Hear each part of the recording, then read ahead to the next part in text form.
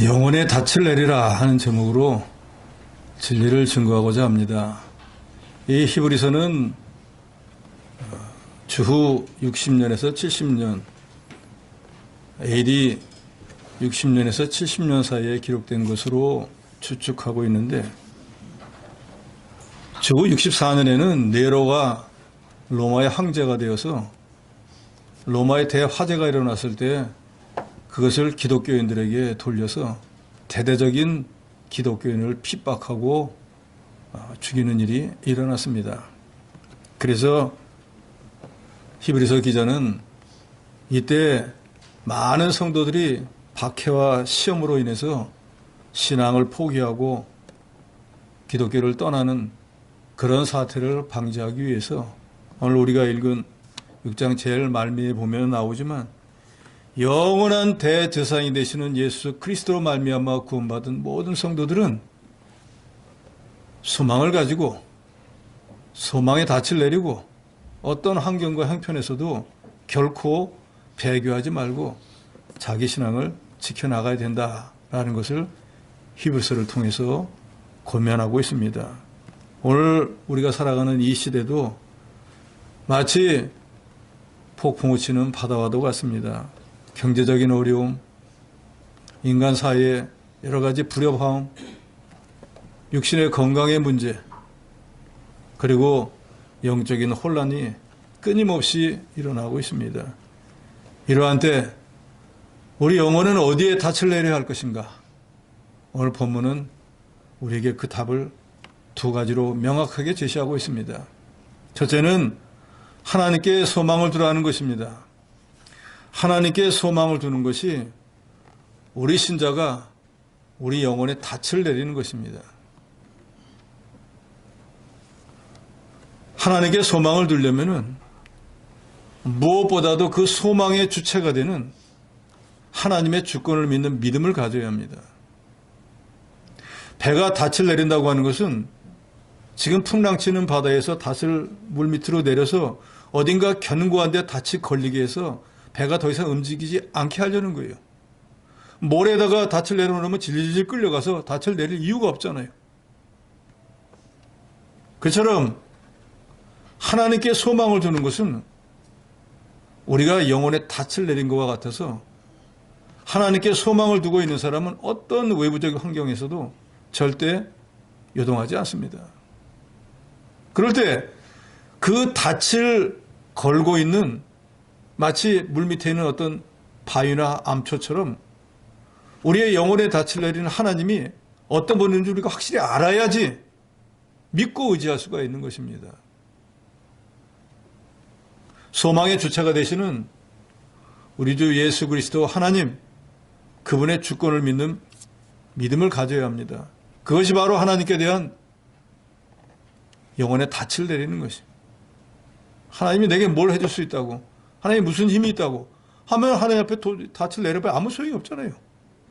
그런데 하나님께 닻을 내린다는 것은 분명히 해주실 거야, 하나님은 가능하실 거야 하는 소망이 있기 때문에 하나님께 소망을 둔다 그 말입니다. 그래서 우리가 하나님의 주권을 믿는다는 것은, 주권은 주관적인 권리잖아요. 하나님은 이 천지 모든 만물을 만드신 분이고 만드신 모든 피조물의 생사화복, 흥망성쇠, 부귀영화, 빈부귀천 모든 것들을 홀로 주장하시는 거예요. 이 세상에 하나님 외에 어떤 분도 하나님같이 하실 분이 없습니다. 이것을 믿는 것이 하나님의 주권을 믿는 거예요. 그러니까 저 여러분이 하나님의 주권을 믿는다고 하면 내가 세상에 온 것도 하나님의 뜻에 따라온 것이고 살아가는 모든 과정도 하나님의 계획하에 섭리에 따라 사는 것이고 내가 장차 세상을 떠나도 그것도 역시 하나님의 예정 가운데 있는 것을 믿는 거예요. 그러니까 내 인생에 일어나는 모든 일이 우연한 거, 자연적인 건 하나도 없고 모든 것이 치밀하신 하나님의 계획하에 예정과 섭리로 되어졌다는 것을 믿는 게 바로 하나님의 주권을 믿는 것입니다. 여러분 이것을 믿으십니까? 여기에다가 우리 소망의 닻을 내려야 된다 그 말이에요. 그런다고 하면 분명히 하나님이 모든 것을 주관하시기 때문에 하나님 외에는 나를 어떻게 하실 분이 없다는 것을 저 여러분이 알아야 됩니다. 우리가 잘 알듯이 세상의 모든 일이라고 하는 것은 우연한 일은 없습니다. 하나님으로 말미암아 발생하고 하나님으로 인하여서 종결이 되어집니다. 시작도 끝도 다 하나님이 주관하셔요. 그래서 예수님께서도 말씀하셨잖아요. 나는 시작이요 끝, 알파와 오메가, 모든 것이 하나님으로부터 해서 시작이 되어지고 또 하나님으로 인해서 종결이 되어지는 거예요. 그래서 예수님도 요한복음 14장 1절에 말씀하십니다. 너희는 마음에 근심하지 말라. 하나님을 믿으니 또 나를 믿으라. 하나님의 절대 주권을 믿고 그 하나님께 소망을 두는 사람은 어떤 외부적인 환경에서도 절대로 두려워하거나 염려하거나 걱정하지 않을 것입니다. 왜냐하면 하나님이 내 인생의 모든 것을 책임져 주시는 것을 내가 믿기 때문이에요. 그래서 이런 하나님의 주권을 절대적으로 믿었던 시편 기자는 시편 46편 1절로 3절에 보면 이렇게 말합니다. 하나님은 우리의 피난처시요 힘이시니 환난 중에 만날 큰 도움이시라. 그러므로 땅이 변하든지 산이 흔들려 바다 가운데 빠지든지 바닷물이 솟아나고 뛰놀든지 그것이 넘침으로 산이 흔들릴지라도 우리는 두려워하지 아니하리로다. 아무리 세상에 풍파가 일어나고 악한 자가 나를 어떻게 해하려고 하고 시편 기자가 말한 것처럼 갑자기 바닷물이 쓰나미가 일어났고 막 육지를 넘어오고 산에 지진이 일어나서 넘어지고 할지라도 하나님이 정한 뜻이 아니라면 나는 그 안에서도 안전할 수 있고 아무리 평안하다 해도 하나님의 뜻이면 죽을 수밖에 없는 게 바로 하나님이 모든 인생을 예정과 섭리로 다스리는 거예요. 그러니까 시편 기자는 지금 내가 아무리 어렵고 힘든 일이 있다고 할지라도 천만이 나를 둘러친다고 할때도 하나님이 나를 보고 너는 오늘 세상을 떠난다 하는 바가 아니면 절대로 악한 자가 나를 해하지 못한다는 거예요. 이게 바로 하나님의 주권을 믿는 믿음을 가진 자가 담대할 수 있는 일. 그러니까 여러분들도 하나님의 주권을 믿으십시오. 그러면 우리 눈에 귀에 뭐가 들리고 보인다고 할지라도 하나도 두려워할 게 없습니다. 왜요? 내 인생은 내 것이 아니에요. 내가 걸어가도 내 마음대로 가는 게 아니에요. 오늘 이 시간에 여러분이 나와서 하나님 앞에 지금 신령과 진정으로 예배드리지만 이것조차도 하나님이 다 예정하신 뜻을 따라서 되어진 것인 거예요. 극심한 자연재해, 전쟁과 같은 국가적인 어떤 재난, 그리고 개인이 감당할 수 없는 고통이나 고난이나 시험이나 그게 마치 산이 흔들려 바다에 빠져버리고 바닷물이 넘쳐 산이 흔들리는 것처럼 그런 극한 환경이 된다고 할지라도 우리 영혼이 그 닷을 하나님께 내린다면, 즉 하나님께만 소망을 두고 하나님의 주권적으로 역사하심을 믿는다고 하면 하나님은 우리와 함께 계셔서 우리 염려, 걱정, 의심을 맡아주시고 우리에게는 평안을 주시고 우리의 모든 일에 대해서는 하나님이 대신 돌보아 해결해 주실 것입니다. 그러므로 거의 15년 동안 끊임없이 사울과 주변 대적들에 의해서 죽을 위협에 노출되었지만 영혼의 닻을 하나님께 내렸던 다윗은 시편 3편 6절에 보면 천만인이 나를 애워싸 친친다 해도 나는 두려워하지 아니하리로다. 끊임없이 사울이 온갖 방법을 동원해서 군대를 동원해서 다윗을 죽이려고 하고 몇 번은 꼼짝없이 죽을 위기에 놓지만 하나님이 다윗을 죽지 않도록 역사했어요. 수많은 경험을 통해서 깨달은 거예요. 아무리 군대를 몰고 오고 꼼짝없이 죽을 것 같은 환경에 놓이더라도 하나님이 죽이지 않으면 안 죽는다 하는 걸 깨달았으니까 천만인이 나를 둘러친다고 해도 나는 두려워하지 않는다. 왜? 하나님이 나와 함께 계시는데.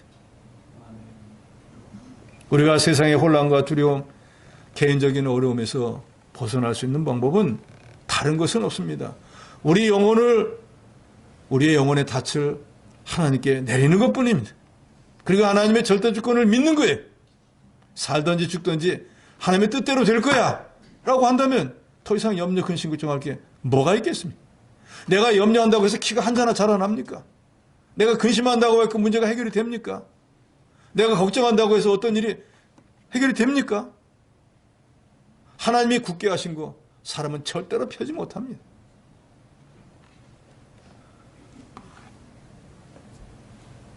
하나님 우리의 피난처시요 힘이시니 환난 중에 만날 큰 도움이시라. 우리가 환난 당했을 때 우리를 도와줄 수 있는 유일한 힘은 부모도 친척도 친구도 권세자도 아니고 오직 우리를 구원하신 우리 주 예수 그리스도 하나님밖에 없다는 것을 여러분 믿으시기 바랍니다. 생사가 복이 하나님께 달려있고, 그래서 피로 값주고 산 성도가 환난을 당할 때 하나님이 그대로 내두실 리가 없습니다. 하나님만이 환난 중에 만날 큰 도움이 되십니다. 배가 닷을 내려서 단단히 고정하면은 큰 파도와 풍파 속에서도 떠내려가지 않듯이 하나님께 소망을 둔 사람, 즉 우리의 영혼을 하나님께 닻을 내린 사람은 하나님의 인도하심과 보호하심을 받아서 영적 평안을 누릴 수 있을 것입니다. 그래서 예수께서 요한복음 14장 1절에 말씀하신 거예요. 너희가 하나님을 믿으면 또 나를 믿으라. 그 너희는 염려하지 말아라. 하나님을 믿는데 무슨 염려가 있겠어요? 그러니까 저와 여러분이 아직도 염려, 근심, 걱정하는 것은 온전히 하나님을 믿는 믿음이 없다는 증거가 되는 거예요.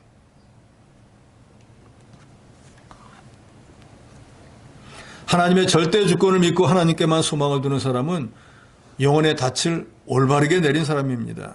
그렇기 때문에 그 사람은 어떤 형편에서도 그 믿음이 흔들리지 않을 것입니다. 그래서 역대하 20장 20절에 보면 이런 말씀이 있죠. 너희는 너희 하나님 여호와를 신뢰하라. 그리하면 견고히 서리라. 그러니까 하나님을 신뢰하는 사람은 어떤 형편에서도 흔들리지 않는다 그 말이에요.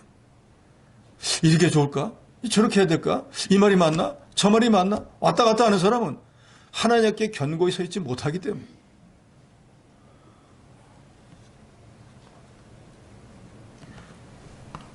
소망이라고 하는 말의 히브리 원어는 티크바라고 하는데 그 뜻은 서로 꼬아 한데 결합시키다라는 뜻을 가진 콰바라고 하는 단어에서 나왔다 그래요. 그러니까 소망이라고 하는 것은 따로 떨어져 있는 두 개를 하나로 만들어서 꼬아가지고 하나로 만들어버린 게 그게 소망이다 그 말이에요. 즉 하나님을 의지하는 것은 마치 배 닷처럼 심한 폭풍에도 세상에 떠내려가지 않도록 합니다. 우리가 가진 소망은 영혼의 닷과 같이 튼튼하고 안전해서 주님이 계신 휘장 안에 지성소에 들어가도록 한다고 19절에 보면 말씀하고 있습니다. 그러므로 이 소망을 가지는 것이 우리에게 아주 중요합니다. 즉 하나님께 소망을 가지는 것이 우리 영혼의 닷을 하나님께 내리는 것이 너무너무 중요하다는 것을 말씀하고 있습니다. 마가복음 4장 35절로 40절에 보면 갈릴리 바다에서 제자들이 풍랑이 쳐서 빠져 죽을까 봐 두려워하고 울부짖고 난리가 났습니다. 그런데 그때 예수님께서 물 위를 걸어오셔가지고 제자들에게 말씀하시죠. 어찌하여 이렇게 무서워하느냐? 너희가 어찌 믿음이 없느냐? 여기서 말하는 믿음은 뭐예요? 주님이 너희들 먼저 배 타고 건너러 가 있으면 주님이 다 책임져 주실 것을 믿어야 되는데 그것을 믿지 못하고, 즉 주님의 절대 주권을 믿지 못하고 이 풍랑만 보고 이거 죽게 생겼는데 주님 왜 우리를 안 도와주지? 하는 그 옅은 믿음을 책망하셨습니다. 하나님께 소망을 둔 사람은, 영혼의 닻을 하나님께 내린 사람은 어떤 형편에서도 심령이 평안하고 세상을 보고 두려워하지 않을 것이에요. 감리교를 창시한 요한 웨슬레가 영국에서 신대륙 미국의 복음을 전하러 배를 타고 가는데 풍랑이 치고 배가 막 이리 기뚱 저리 기뚱하니까 막 죽을 것 같아서 겁이 나요. 이거 이러다 죽는 거 아니야? 이러면 어떡하지? 근데 한쪽 구석에서 자기는 목사인데 일반 성도들이 모여가지고 모라비안 성도들이 하나님 앞에 막 찬양을 하는 거예요. 똑같이 배가 출렁거리고 죽을 위험에 놓인 건 똑같은데 자기는 복음을 전하러 간다는 목사인데도 이거 죽으면 어떡하지? 죽으면 어떡하는데 목사도 아닌 일반 모라비안 성도들은 하나님께 모든 걸 맡기고 오히려 찬양을 하고 있어요. 두려움이라는 게 없는 게 그 사람들에게. 너무너무 놀란 거예요. 나는 목사인데도 이렇게 벌벌 떠는데 저 사람들은 어떻게 저렇게 풍랑치는 바다 안에서 나하고 똑같은데 죽는 것에 대한 두려움도 없이 오히려 하나님을 찬양할 수가 있을까? 하나님의 주권을 믿고 하나님께 소망의 닻을 내린 사람은 똑같은 형편에서도 이렇게 차이가 있다는 것을 보여줍니다. 아람 군대가 도단성을 포위하고 엘리사 선지자를 잡으러 왔습니다. 그때 엘리사를 수종드는 게하시가 나가서 보니까 꼼짝없이 죽게 된 거예요. 자기들은 성 안에 있는데 성 밖에 아랑군대가 빽빽히 둘러쌌어요. 엘리사에게 뛰어와서 보고합니다. 주여, 우리가 어찌하리까? 이제 죽게 됐습니다. 이거 어떡하죠? 그런데 선지자 엘리사의 눈에는 게하시에게 보이지 않는 것이 보입니다. 즉 선지자 엘리사는 하나님께 닻을 내린 사람이에요. 하나님의 절대 주권을 믿는 사람이에요. 그러니까 그의 영안을 뜨고 보니까 하늘에 불말과 불수레가 그득히 있는 거예요. 게하시 눈에는 안 보이는데 하나님께 소망을 둔 사람에게는 보이는 거예요. 두려워하지 마라. 우리와 함께한 자가 저와 함께한 자보다도 많으니라 하면서 게하시의 영의 눈을 띄워주니까 게하시가 보니까 자기 눈에도 하늘의 불말과 불수레가 그득히 보이는 거예요. 만약에 그 불말과 불수레가 그대로 땅으로 내려오면 바깥에 있는 그 아람 군대는 어떻게 될까요? 다 타 죽어버리겠죠. 그러니까 염려됩니까? 염려 안 됩니까? 1000만인이 와서 둘러싸도 염려할 게 하나도 없는 거예요. 어떻게 영혼의 닻을 내리느냐에 따라서 두려워할 수도 있고 두려워하지 않을 수도 있다는 거예요. 여러분, 하나님께 소망을 두시기 바랍니다. 영혼의 닻을 하나님께 내리시기 바랍니다. 그러면 이 세상 풍파가 많지만, 시험이 많지만, 근심 걱정할 일이 많지만 저와 여러분은 평안한 삶을 살 수 있을 것입니다. 예수 믿고도 여전히 근심 걱정 다 있다고 하면 예수 믿는 것 때문에 더 괴로움이에요. 그렇잖아요. 예수를 믿었기 때문에 그동안의 근심 걱정을 예수로 인해서 해소하시기 바랍니다. 예수님께 맡기시기 바랍니다. 그리고 우리는 그 안에서 심령의 평안을 누리고 살아야 돼요. 그럴 때 세상 불신자들이 그 자네는 나는 똑같은데 자네는 어찌 이렇게 마음이 평안한가? 난 예수를 믿잖아. 하나님이 다 알아서 하실 것인데 내가 염려한다고 되나 이 사람아? 그런다고 하면 상대방은 어떻게 생각하겠어요? 이야, 믿는 사람은 다르구나. 이래서 예수를 믿는구나. 그래서 정말로 예수를 믿어야 됩니다. 너의 염려, 근심, 걱정을 다 내게 맡기라고 주님 말씀하는데도 안 맡기는 건 우리 잘못이에요.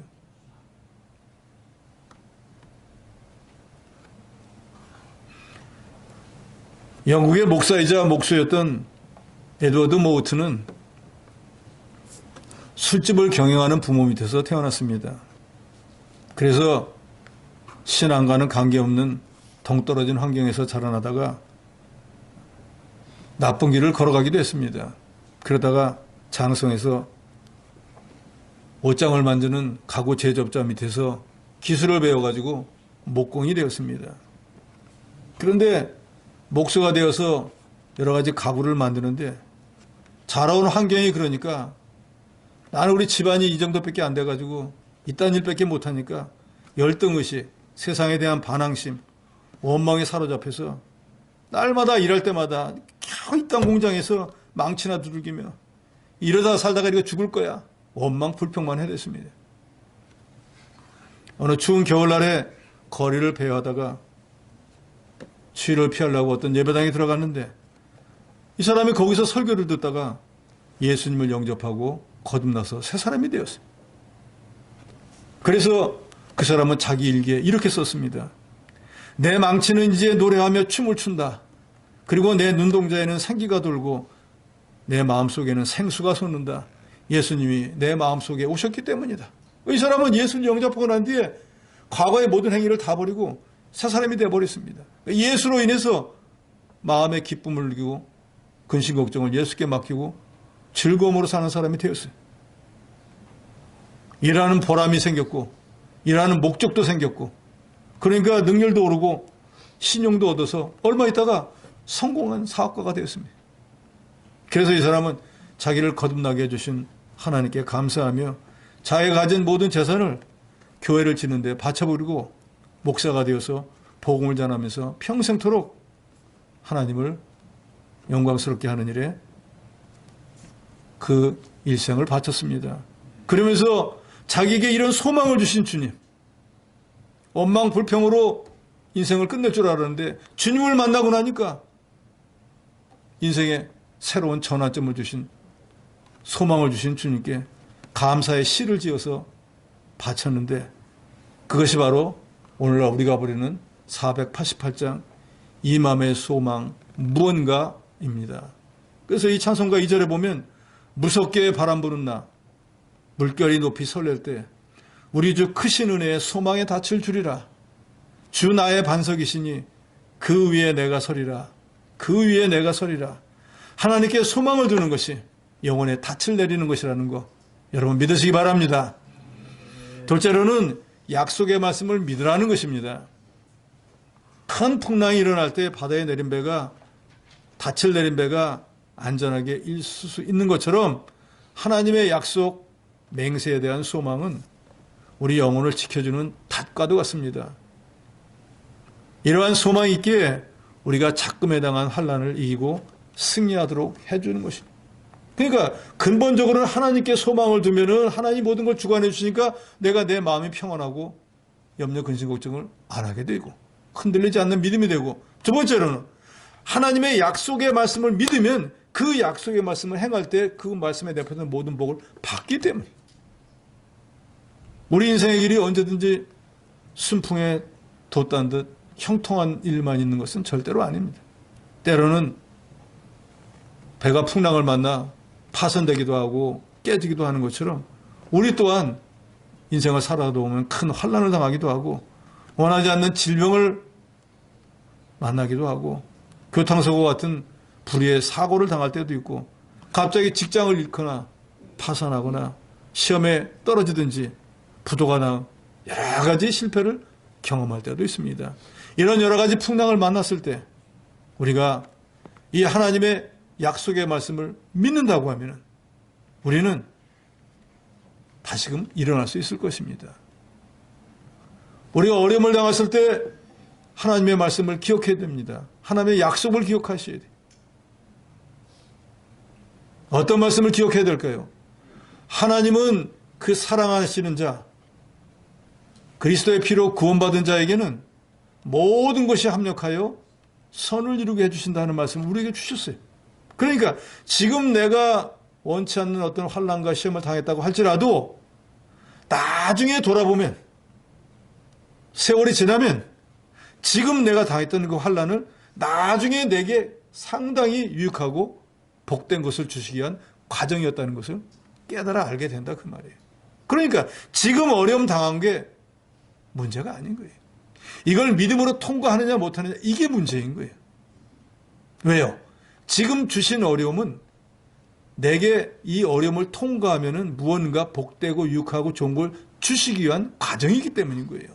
하나님은 절대로 저 여러분이 예수 믿고 난 뒤에 우리에게 주시는 것이 우리 눈에는 별로 탐탁지 않고 좋지 않아 보일지라도 합력하여 선을 이루기 때문에 결과를 보면은 우리에게 유익하고 복되고 좋은 것만 주십니다.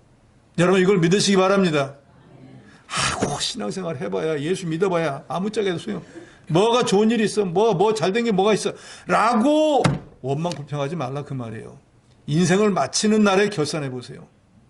지금 말고 인생 끝나는 날에 한번 결산을 해보시라 그 말이에요. 과연 그때 그것이 내게 유익했는가? 그것이 복된 일이었는가? 정말로 좋은 것이었는가? 인생의 마지막 날에 결산해 보시라 그 말입니다. 그러면 분명히 여러분은 결론을 얻으실 거예요. 하나님은 합력하여 선을 이루게 하시는 분이다. 나를 핏값으로 사시고 난 뒤에는 우리의 영원한 대제사장이신 예수 그리스도께서 우리에게 유익하고 복되고 좋은 것만 주셨다라고 말씀할 수 있을 것입니다.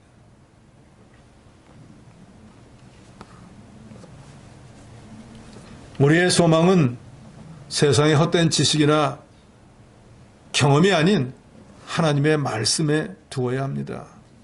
예수께서 누가복음 6장 48절에 보면 집을 짓되 깊이 파고 주추를 반석 위에 놓은 사람과 같으니 큰 물이 나서 탕류가 그 집에 부딪히되 잘 지었기 때문에 능히 요동하지 못하게 하였거니와 라고 말씀합니다.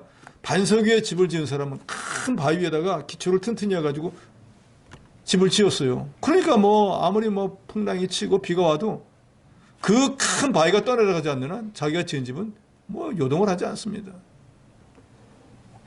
그처럼 세상 지식이나 경험 위에다가 집을 짓는 게 아니라 우리 하나님의 말씀 위에 집을 지은 사람은 하나님의 말씀은 하나님과 동일하잖아요. 하나님이 하신 말씀이 하나님 말씀이잖아요.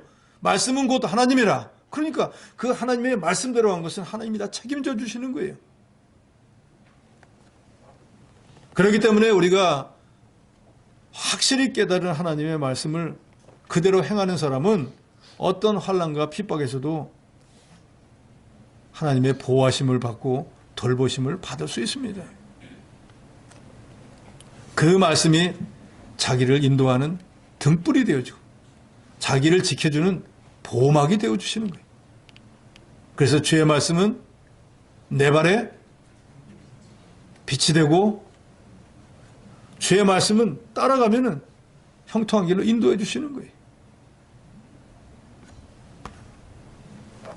창세기 22장에 보면은 하나님께서 아브라함에게 독자 이삭을 번제로 바치라고 명령하시고 그래서 아브라함이 한치의 의심도 없이 아침에 일찍 일어나서 번제로 바칠 아들 자기가 불태워질 장작을 등에다가 지고 모리아산을 향해서 가지 않습니까? 그 산에 도착해갖고 정말 하나님 말씀대로 해야 되나? 번제로 드려야 되나? 아브라함은 주저하지 않았어요. 도착하자마자 아들을 잡아가지고 번제로 드리려고 하니까 하나님께서 멈추라고 합니다. 아브라함아 아브라함아 하고 불러서 중단시키고 난 뒤에 내가 나를 가리켜 맹세하노니 내가 이같이 행하여 내 아들 내 독자까지도 아끼지 아니했은즉 내가 내게 큰 복을 주고 크게 번성하게 하리라 하고 말씀합니다. 내가 나를 가리켜 맹세한다는 거예요. 뭐 다른 사람 맹세가 하는 거예요. 이 천지 모든 걸 만든 게 하나님이니까 하나님보다 세상에 큰 분은 없어요. 그러니까 제일 중요한 분이 자기를 가지고 맹세한다는 거예요. 내가 맹세하는데 너한테 복을 주겠다. 너를 크게 번성시켜 주겠다. 여기서 중요한 것은 하나님께서 다른 어떤 이가 아닌 자기를 가리켜 맹세하셨다는 거예요. 그래서 오늘 본문에도 13절에 보면 하나님이 아브라함에게 약속하실 때 가리켜 맹세할 자가 자기보다 더 큰 이가 없으므로 자기를 가리켜 맹세하여 그랬죠. 무슨 맹세였는가? 14절에 내가 반드시 너에게 복주고 복주며 너를 번성하게 하고 번성하게 하리라.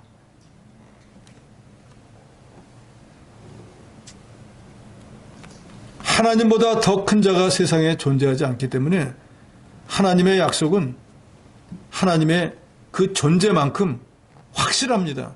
즉 이 말은 하나님으로 약속했다는 건 이 약속이 절대 불변 지켜진다 그 말이에요. 이때 하나님께서 아브라함과 하신 이 약속과 맹세는 아브라함 개인에게뿐만 아니라 아브라함처럼 예수 그리스도를 구주로 믿고 구원 얻은 모든 성도에게 하신 말씀과 같습니다. 이 말의 뜻은 뭔가 오늘날 저 여러분이 깨닫는 하나님의 모든 말씀을 지켜 행하는 자에게는 이와 같이 아브라함에게 주신 복을 우리에게도 역시 주신다는 말씀입니다. 우리가 복을 받기 위해서 분주히 노력하는 사람들 많잖아요. 행복이 무슨 파란색인 줄 알고 잡으러 다니는 사람들 많지 않습니까? 복은 그렇게 받는 게 아닙니다. 하나님의 말씀을 순종하면 복을 받게 돼 있습니다. 그러니까 말씀에 닻을 내린다. 말씀을 순종하는 삶을 살면 그것이 마치 배가 닻을 내린 것처럼 요동하지 않도록 거기서 모든 것들을 받을 수 있다는 것을 말씀하고 있습니다. 하나님께서는 예수 그리스도를 믿는 자에게는 복을 주고 번성케 해주실 것이라고 분명히 약속하셨습니다. 그래서 아브라함 개인으로 보면은 그 약속대로 아들 이삭을 몇 세에 얻었죠? 100세에 얻었습니다. 사람이 100세에 아들을 어떻게 낳아요? 그런데 하나님이 주셨습니다. 우리 성도의 인내 참는 것은 가만히 앉아서 참는 것이 아니라 약속의 말씀을 믿고 순종하면서 그 약속의 말씀이 이루어질 때까지 참는 것입니다. 노아도 방주를 예배하면서 홍수로 세상을 멸하실 것이라고 하는 말씀을 그대로 믿고 70년이 넘도록 방주를 지으며 오래오래 참았다가 결국은 모든 코로 숨쉬는 것이 다 세상에서 멸망받을 때 노아의 가족만 구원을 받았습니다. 그러므로 우리는 영원히 변하지 않는 이 하나님의 약속, 맹세, 하나님의 말씀을 기억하고 거기에 닻을 내리고 환난 중에도 산 소망을 가지고 말씀을 순종하는 그런 여러분이 되어야 될 것입니다. 창세기 15장 13절로 14절에 하나님께서 여호와께서 아브라함에게 이르시되 너는 반드시 알라. 내 자손이 이방에서 계기되어 그들을 섬기겠고 그들은 400년 동안 내 자손을 괴롭히리니 그들이 섬기는 나라를 내가 징벌할지며 그 후에 내 자손이 큰 재물을 입고 나오리라 하고 말씀합니다. 뭔가 하면은 하늘의 별처럼 많게 오고 바닷가의 모래처럼 내 후손이 많게 해줄게 라고 말씀하시고 난 뒤에 지금 주는 게 아니라 4대가 지나고 난 뒤에 그때 그 사람들을 이끌어서 여기 와서 이 땅을 줄게 라고 약속하시는 거예요. 그래서 아브라함의 후손이 되는 이스라엘 백성들은 애굽에서 430년 동안 살면서도 늘 그걸 마음에 담고 있었습니다. 우리의 본향은 여기가 아니야. 하나님께서 우리 조상 아브라함에게 가나안 땅을 주신다고 했어.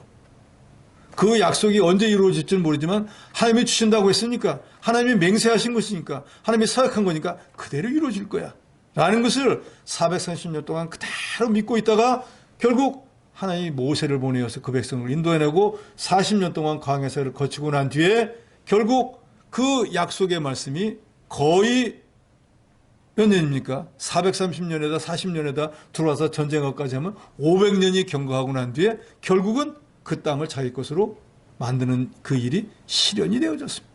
그러니까 500년 전에 하신 말씀이라고 할지라도 500년 후에 하나님의 말씀은 그대로 성취가 되었다는 것을 우리가 알 수가 있습니다.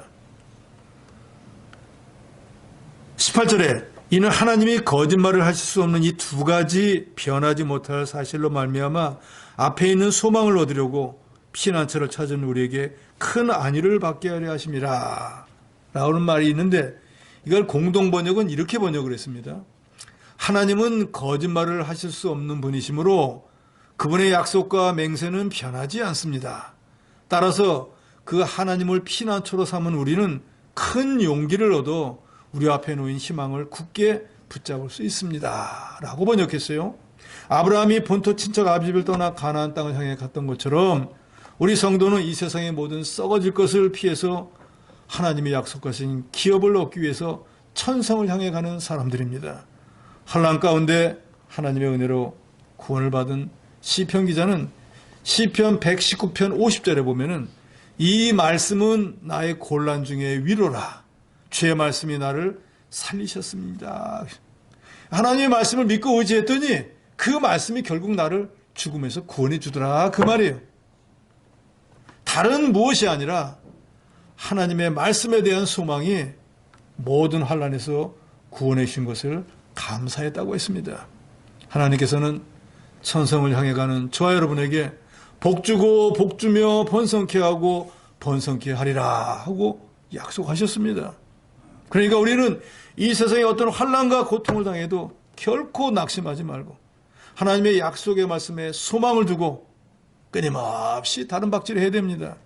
하나님의 약속은 어떤 경우에도 결코 헛되지 않냐고 성취되지 않는 것이 없고 한마디도 땅에 떨어지는 것이 없습니다. 그러니까 하나님 말씀은 그대로 이루어진다는 것을 여러분이 분명히 믿으시고 하나님의 약속의 말씀에 소망을 두는 것이 바로 영혼의 닻을 내리는 것이라는 것을 명심하셔서 오늘은 두 가지, 하나님께 소망을 두는 것이 우리 영혼의 닻을 내리는 것이고 하나님의 말씀에 소망을 두는 것이 바로 우리 영혼의 닻을 내리는 것이라 하나님이 지켜보호해 주시고 그 말씀대로 순종할 때 예비한 복을 받을 것이니까 우리 영혼의 닻을 하나님께 하나님의 말씀에 온전히 내려서 이 시험 많은 세상에서 두려움과 걱정 근심이 없이 평안한 삶을 사시고 말씀에 닻을 내려 그 말씀을 잘 순종함으로 복주고 형통하게 하시겠다고 한 그 복이 여러분에게 임하시기를 주의 이름으로 축원합니다.